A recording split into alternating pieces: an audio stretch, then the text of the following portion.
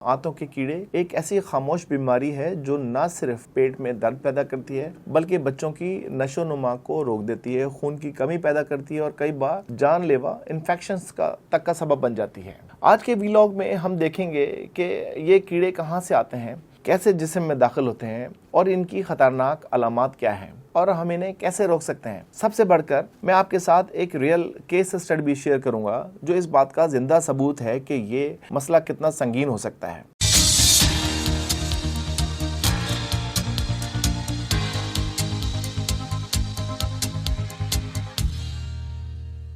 अस्सलाम वालेकुम, मैं हूं doctor Asif Raza Zaidi, assistant professor of gastroenterology and hepatology, Sheikh Zayed hospital Lahore और कंसल्टेंट गैस्ट्रोएंटरोलॉजिस्ट फारूक हस्पताल अल्लामा इकबाल टाउन में मैं अपनी फ़राइज़ सर अंजाम दे रहा हूँ। नाजरीन, क्या आपने सोचा है कि आपके पीने के पानी या रोज़ाना खाए जाने वाली सब्जियों के एक ज़र्रे में भी ऐसे ख़तरनाक जानवर छुपे हो सकते हैं जो आपके जिस्म के अंदर आहिस्ता आहिस्ता आपकी जान को कमज़ोर कर लेते हैं। जी हाँ, ये हैं आंतों के कीड़े जिन्हें अंग्रेज़ी में हम इंटेस्टाइनल वर्म्स कहते हैं। ये कीड़े ज़्यादातर आलूदा पानी या गंदी सब्जियों के ज़रिए जिस्म में दाखिल होते हैं।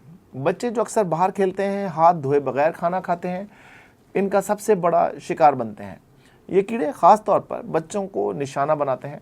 बच्चे जो स्कूल जाते हैं, बाहर खेलते हैं और हाथ धोए बगैर खाने पर बैठ जाते हैं, वही बच्चे जिनकी नशोनुमा रुक जाती है, कद नहीं बढ़ते, जो पढ़ाई में पीछे रह जाते हैं, जिनके चेहरे की रौनक फीकी पड़ जाती है, अक्सर इनकी असल वजह यही खामोश दुश्मन हो सकते हैं। दुनिया भर में करोड़ों बच्चे और बड़े आंतों के कीड़ों के शिकार हैं। आलमी इदारा सेहत WHO के मुताबिक ये बीमारी तरक्की पजीर ममालिक में बच्चों की बढ़ोतरी रोकने और खून की कमी की सबसे बड़ी वजूहात में से एक है। लेकिन अफसोस, हमारे यहाँ वालिदैन इसे मामूली मसला समझकर नज़रअंदाज कर देते हैं। आज के व्लॉग में हम बात करेंगे कि ये आंतों के कीड़े कहाँ से आते हैं, कैसे जिस्म में दाखिल होते हैं और इनकी ख़तरनाक अलामात क्या हैं। सबसे बढ़कर मैं आपको एक रियल केस स्टडी भी सुनाऊंगा जिससे आपको अंदाज़ा होगा कि ये मसला कितना संगीन हो सकता है। अब बात करते हैं अलामात की कि पता कैसे चलेगा इन कीड़ों का। पेट में अगर बार बार दर्द होता है, मोशन लग जाते हैं या कॉन्स्टिपेशन हो जाती है, भूख नहीं लगती या ज़्यादा लगती है और वज़न नहीं बढ़ रहा, खून की कमी, एनीमिया, बच्चे में जिस्मानी और जहनी बढ़ोतरी रुक जाती है। कुछ रोज़ कबल अस्पताल में मेरे पास एक बच्चा आया जो 10 साल का था। इसके वालिदैन परेशान थे कि बच्चा कुछ भी नहीं खा रहा, इसका वज़न नहीं बढ़ता और हर वक्त थका थका एनीमिक रहता है, खून की कमी का शिकार है और स्कूल में भी पढ़ाई में पीछे रहता है। जब इसके टेस्ट कराए गए तो पता चला कि इसके जिस्म में आंतों के बहुत ज़्यादा कीड़े हैं जिन्होंने इसके खून की कमी बहुत ज़्यादा कर दी है और इसकी ग्रोथ, उसके जो कद है वो भी रुक चुका है। तशख़ीस के बाद जब इसका बाकायदा दवा दी गई, इसका इलाज किया गया और इसको सफाई का ख्याल रखने को कहा गया तो चंद ही महीनों में इसकी हालत में नुमायाँ बेहतरी आ गई।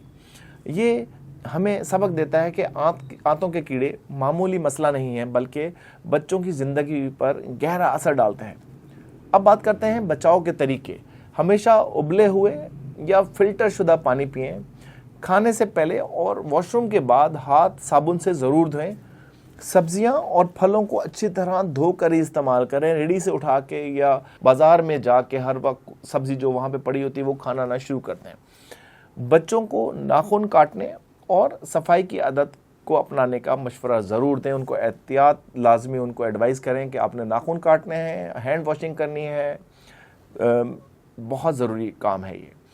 हर 6 माह बाद बच्चों को कीड़ों के ख़िलाफ़ दी जाने वाली डिवर्मिंग मेडिसिन अपने डॉक्टर के मशवरे से लाजमी दें।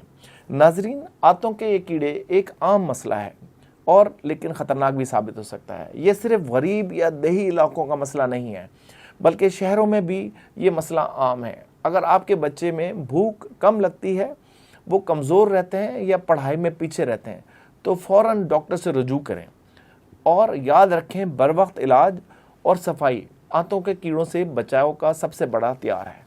अगर ये वीडियो आपके लिए मुफीद रही हो तो इसे ज़्यादा से ज़्यादा शेयर करें ताकि दूसरे वालिदैन भी अपने बच्चों को इस खामोश दुश्मन से बचा सकें।